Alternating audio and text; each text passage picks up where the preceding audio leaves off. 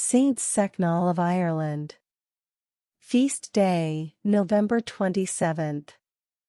Saint Sechnall of Ireland, A Journey of Faith and Legacy. Chapter 1, The Early Years. In the year 375, in the rolling hills of ancient Ireland, a child named Sechnall was born. Little did anyone know that this humble birth would mark the beginning of a remarkable spiritual journey. Sechnall's family recognized his piety from a young age, and his unwavering faith would shape the course of his life. Chapter 2, A Divine Calling. As Sechnall grew, it became clear that he possessed a special connection with the divine. In 439, his life took a momentous turn when he was called to assist his uncle, the great Saint Patrick, in spreading Christianity throughout Ireland. This marked the beginning of his missionary work, and he embarked on a journey that would change the course of Irish history. Chapter 3, The Mission in Ireland. Joined by his companions Auxilius and Icerninus, Sechnall faced the challenging task of converting a land steeped in pagan traditions to Christianity. Their unwavering determination and devotion to their faith laid the foundation for the Christian faith in Ireland.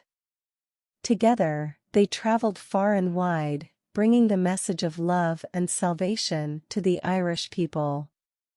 Chapter 4, The First Bishop of Dunslalin. Sechnall's tireless efforts and exemplary faith were duly recognized, and he was consecrated as the first bishop of Dunslalin in Meath. This was a significant milestone, and Sechnall's leadership brought a sense of order and spirituality to the region. His teachings and compassion touched the hearts of the local population. Chapter 5, Auxiliary Bishop of Armagh. The growing Christian community in Ireland needed strong leaders, and Sechnall was appointed as an auxiliary bishop of Armagh. This position allowed him to further contribute to the growth and organization of the Church in Ireland.